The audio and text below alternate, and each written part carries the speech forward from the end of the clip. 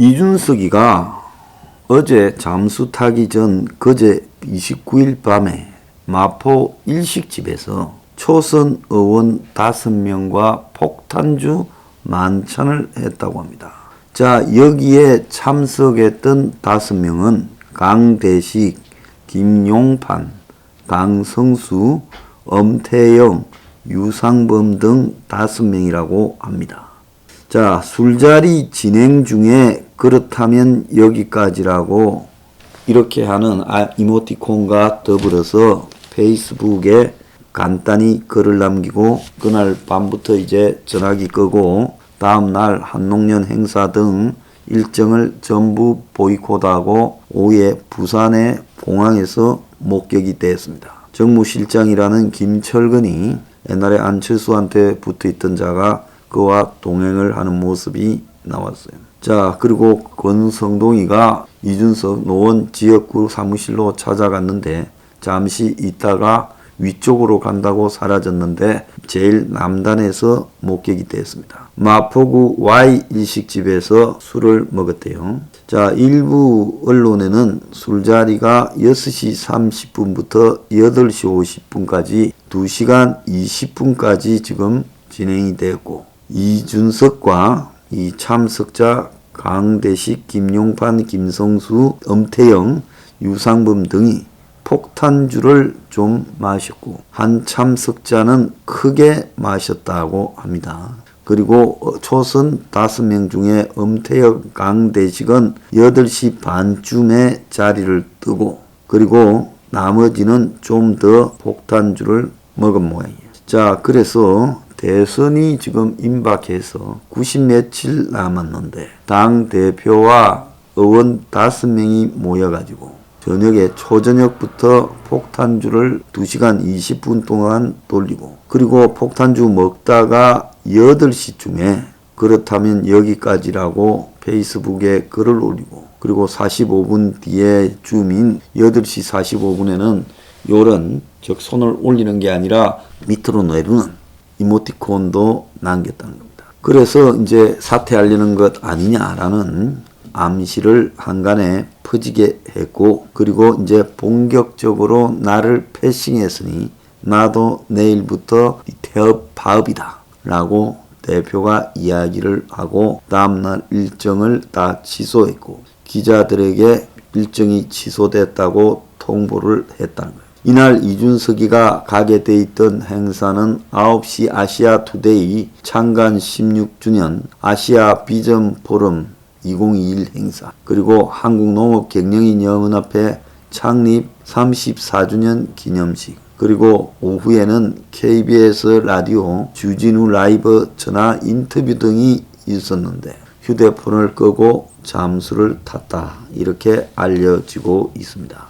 그리고 당의 원내대표 김기현은 이준석의 잠적과 관련해서 어제 과도한 음주 탓이라고 말을 했습니다. 자, 김기현은 이날 오전에 국내 원내 대책회의를 마친 뒤 기자들을 만나 이 대표와 연락해봤냐는 질문에 완전히 헤매고 있는 것 같은데라고 답을 하며 어제 술을 많이 먹었다고 한다. 그래서 술김에 사고인가 하고 이 대표가 전날 올린 페이스북 글에 대해서 묻자 김 원내대표는 사고까지는 모르겠고 조치를 해야겠다라고 말을 했다는 겁니다. 당 대표실은 기자에게 공지를 내요.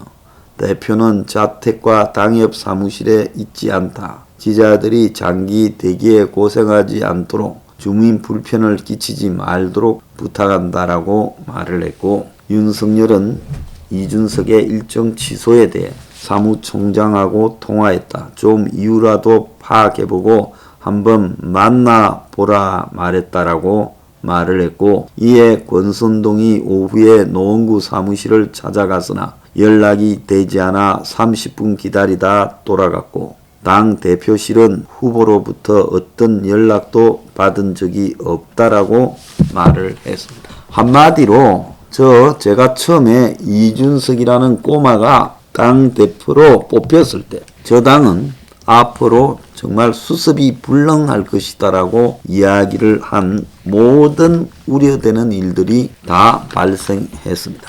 그래서 저런 일들이 발생을 하면서 이제 윤석열 진영은 당무 거부에 들어갔다라고 언론이 공식 발표하는 가운데 이준석과 무리하게 연락하지 않겠다고 말을 했습니다. 윤은 어제 독립기념관 방문 자리에서 직접 연락했느냐는 기자들 질문에 본인이 휴대폰을 다 꺼놓고 있다고 했기 때문에 무리하게 연락하는 것보다는 부산에 있다고 하니 생각도 정리하고 당무에 복귀하면이라고 말을 하며 연락 두절과 관련해 만나봐야 자세한 이야기는 들을 수 있겠다. 합의점을 찾아가고 이견이 있는 게 민주주의 아니냐.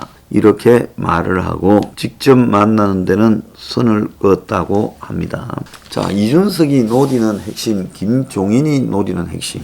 자, 김종인은 이제 자신의 선대위 이 합류 거부가 뉴스가 되지 못하니까 김종인 입장에서는 이준석을 동원해서 불을 질러서 이준석이 당무 거부를 시킴으로써 윤석열 지지율 하락을 도모하고 있는 걸로 보입니다. 지금 그 직전에 벌어진 방송 3사의 묘한 여론조사 발표 29일 날 있었죠.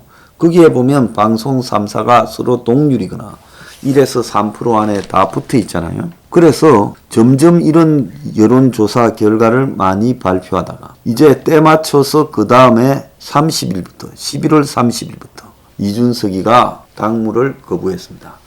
12월 달 양쪽의 지지율이 뒤집어진다라고 미리 노스트라다무스처럼 예언한 여론조사 회사들이 많았습니다.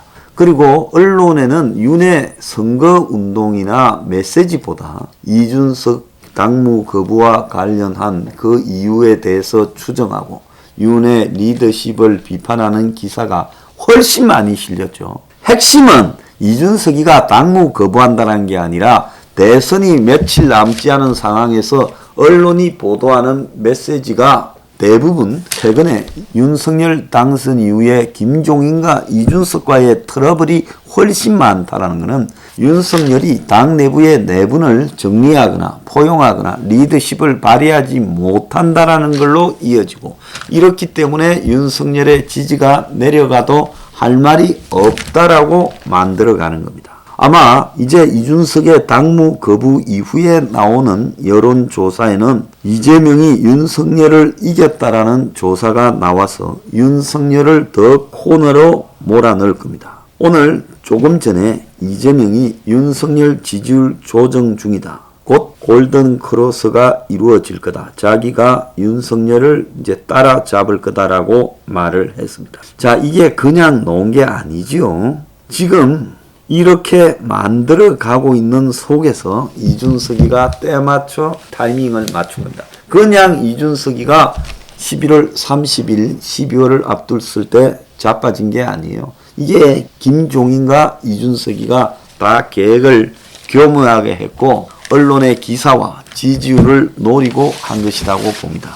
그럼 앞으로 이제 어떤 일이 벌어지겠는가? 지지율이 역전되겠지요. 윤석열은 초조해서 다시 이준석을 찾아가고 또 김종인을 찾아가서 둘 다 또 포용력을 발휘해서 선처를 바란다면서 당의 수습을 하려고 하게 될 거다. 그러면서 이제 윤석열 지지율이 더 떨어지면서 윤석열이 코너에 몰려서 그 둘을 떠받들도록 만들겠죠. 오늘 동아일보 송평인 칼럼에 상황과 중2병에 걸린 당대표라고 윤석열 선대위 정권 놓고 김종인 이준석 목리는 국민의힘 정상화 과정의 진통이다.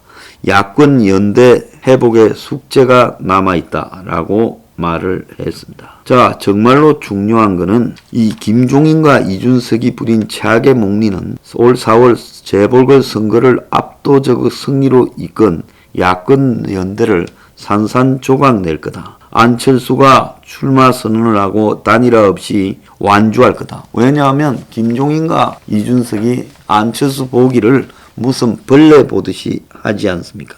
안이 고작 5%기는 하지만은 안을 배제하고 자, 이 둘의 지금 입장에 따라 가지고 이 둘을 상황으로 그리고 중2병에 걸린 꼬마를 상임위원장으로 해가지고 홍보 미디어 총괄 본부장 자리까지 줬는데도 김종인은 총괄이고요. 이 둘은 만족을 하지 못하고 모든 권력을 김종인에게 주라. 그렇게 하면서 이 짓을 하고 있습니다. 자, 결국은 대선 지는 쪽으로 몰아갈 것이다. 그래서 여기서 정리해야 된다. 그리고 여기에 가세하고 있는 동당 의원들을 국민들이 다 봐야 됩니다. 그리고 그들에게 국민들이 지금 심판해야 됩니다. 자, 이 시간 이후에 자체 내분에 앞장서고 있는 홍준표, 그리고 어제 같이 술 처먹은 오인방, 그리고 동당의 저열한 하태경류의 인물들, 김태호 이런 것들을 국민이 심판해야 된다고 저는 보고 있습니다. 보수 지지층이요.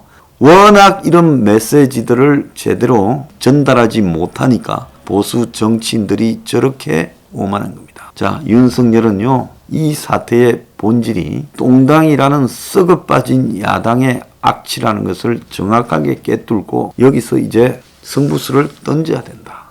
보름이 살아낸다는